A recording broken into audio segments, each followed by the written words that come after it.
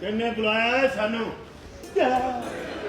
किन्ने स्टेज और कॉमेडी के बेताज बादशाह नासिर चिन्योटी का आगा माजिद से क्या रिश्ता है और कैसे दोनों ने स्ट्रगल्स के दौर में सलीम अलबेला को बेवकूफ़ बनाया, यानी कि 3 मर्द और 3 कहानियों की सूरत में आपको हम ये दास्तान सुनाएंगे। लेकिन अगर चैनल पर नए हैं सब्सक्राइब कर दें। कॉमेडी के मैदान में पाकिस्तान की सरजमीन इतनी जरखेज़ रही है कि इंडियन कॉमेडी एक्टर भी हमेशा यहाँ से इस्तिफ़ादा और फ़ायदा लेते रहे।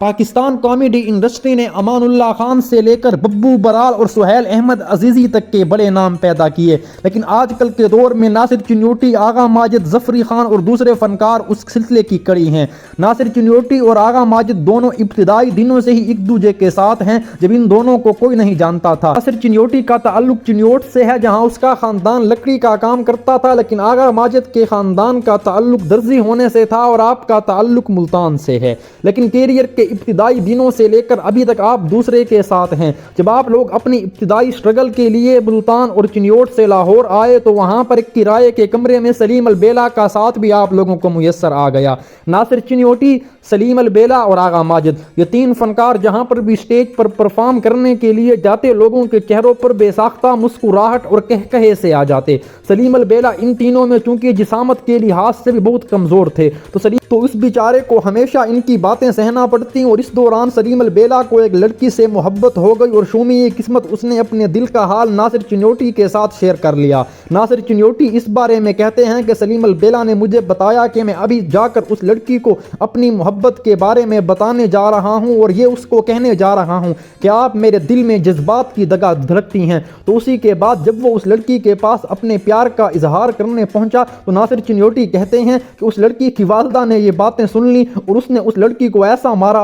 मारा कि खुदा की पनाह। लेकिन उसी के बाद सलीम अलबेला नासिर चिन्योटी के पास आया कि अब मैं क्या करूं। तो नासिर चिन्योटी ने उसे कहा कि आपके पास बड़ा अच्छा मौका है कि आप अभी जाकर जाएं और उस लड़की की वालदा से कहें कि इसका कोई कसूर नहीं, अगर मारना है तो मुझे मारें, मैं हाजिर हूं, गलती तो मेरी है। तो सलीम अलबेला हीरो बनने की नाकाम कोशिश करते हुए वहां पर पहुंचे और उसी के बाद उस लड़की की वालदा ने सलीम अलबेला को ऐसे जूतों से मारा कि उसकी मिसाल नहीं मिलती। और आखिरकार हाथ जोड़ने और माफी तलाफी के बाद जब ये मामला खत्म हुआ, सलीम अलबेला ने नासिर चिन्योटी को आकर वो गालियां सुनाई कि इसकी मिसाल नहीं मिलती। जब भी आगा माजिद या नासिर चिन्योटी ये वाकया सुनाते हैं तो बेसाख्ता सारे लोग मुस्कुराने और कहकहे लगाने पर मजबूर हो जाते हैं। लेकिन नासिर चिन्योटी और आगा माजिद के ताल्लुक की अगर बात की जाए, जब आगा माजिद को उनके वालिद ने घर से निकाल दिया, नासिर चिन्योटी चूंकि आगा माजिद के साथ लाहौर में स्ट्रगल के दिनों में हुआ करते थे, तो नासिर चिन्योटी को ही आगा माजिद के वालिद बुलाया करते थे और उससे पूछा करते थे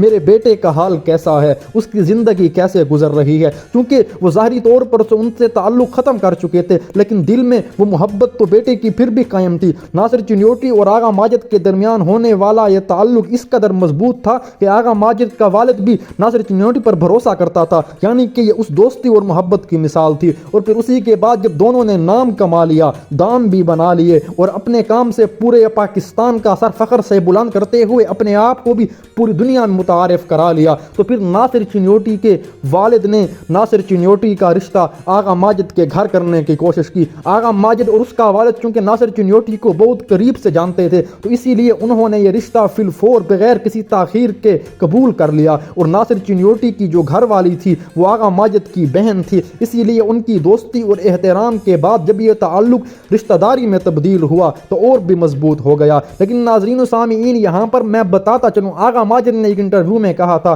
कि शायद ये मेरी ज़िंदगी का सबसे बेहतरीन फैसला था कि मैंने अपनी बहन का रिश्ता नासिर चिन्योटी के यहाँ किया। और उसी के बाद यहाँ पर एक बहुत ही दिलचस्प वाकया और भी जो सलीम अलबेला के साथ घूमता है। सलीम अलबेला चूँकि बचपन ही से और नौजवानी में आते ही स्लिम और स्मार्ट होने के साथ साथ चालाक भी थे, और उनकी चालाकी का ही नाजरीन ये सबूत है कि सबसे पहले उन्होंने कॉमेडियन में से यूट्यूब चैनल बनाया और अपने काम को आगे फैलाया। नासिर चिन्योटी इस बारे में कहते हैं कि एक मरतबा सलीम अलबेला को उनके घर वालों ने देसी घी दे दिया, तो चूंकि हम तीनों एक ही रूम में होते थे, सलीम अलबेला वो देसी घी एक बर्तन में डाल कर आए तो उसने उस घी को हमारी नज़र से दूर रखने के लिए एक जूतों के डब्बे में छुपाया और उसके ऊपर चादर और मुख्तलिफ किस्म की चीज़ें डाल दी ताकि हम उन्हें ना देख सकें। लेकिन لیکن اسی کے بعد آغا ماجد کو کانوں کان یہ خبر ہو گئی کہ سلیم البیلا کے پاس تو دیسی گھی ہے، تو اس نے ناصر چنیوٹی سے مشورہ کیا اور دونوں نے جا کر جب سلیم البیلا باہر کسی کام سے جاتا وہ اپنی کارروائی دکھاتے ہوئے وہ گھی ہڑپ کر جاتے۔ تو چند دنوں بعد جب ناصر چنیوٹی اور آغا ماجد نے وہ گھی ختم کر لیا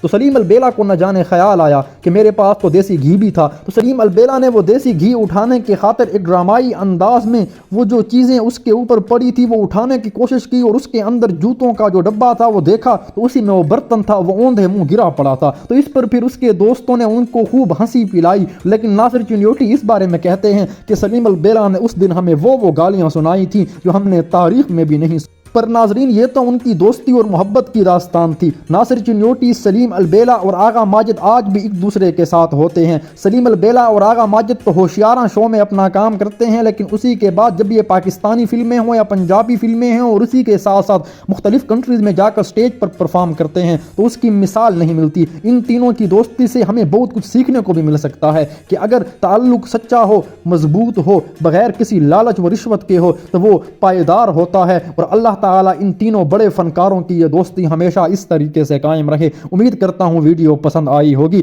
اگر پسند آئی ہے چینل کو سبسکرائب، ویڈیو کو لائک کر دیں۔